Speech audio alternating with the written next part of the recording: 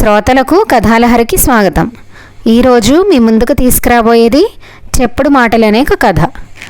ఒక గ్రామంలో సీనయ్య అనే ఒంటెద్దు బండివాడు ఉండేవాడు. అతను రోజు సరుకులను తన బండి మీద రవాణా చేసేవాడు. వచ్చిన డబ్బులతో హాయిగా జీవించేవాడు. అతనికి చిన్నప్పటి నుండి గుర్రం అంటే చాలా ఇష్టం. ఎలాగైనా గుర్రం కొనుక్కోవాలని అనుకునేవాడు. కొన్ని రోజులకు ఆయన ఒక గుర్రం కొనుక్కున్నాడు. దాన్ని చాలా అపురూపంగా చూసేవాడు. దానికి లేత గడ్డి పెట్టేవాడు. ఎద్దుకు మాత్రం మామూలు గడ్డి పెట్టేవాడు. ఎద్దును ఉదయాన్నే బండికి కట్టి బరువైన సరుకులు ఆగించేవాడు. గుర్రాన్ని చెట్టు నీడ కట్టి ఉంచేవాడు. ఇలా ప్రతిరోజు జరుగుతూ ఉండేది. అవి రెండూ మిత్రులయ్యాయి.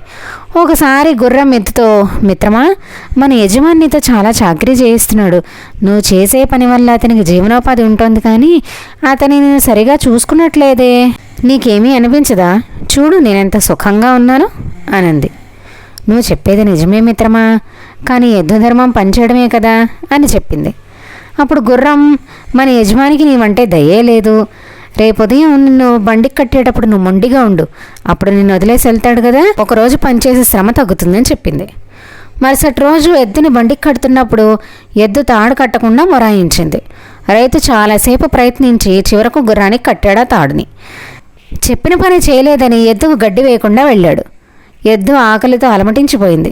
హాయిగా చెట్టు నీడ కూర్చుని ఉండే గుర్రం ఎండలో మలమలమాడుతూ బరువు మోయలేక పగలంతా కష్టపడి ఇంటికి చేరింది. అప్పుడు ఎద్దు, చూసావా, ఎవరి పని వారే చెయ్యాలి. నా పని నువ్వు చెయ్యొద్దంటం వల్ల నా కడుపు కాలింది, నీకేమో బరువు మోసే పని వచ్చిందంది ఎద్దు.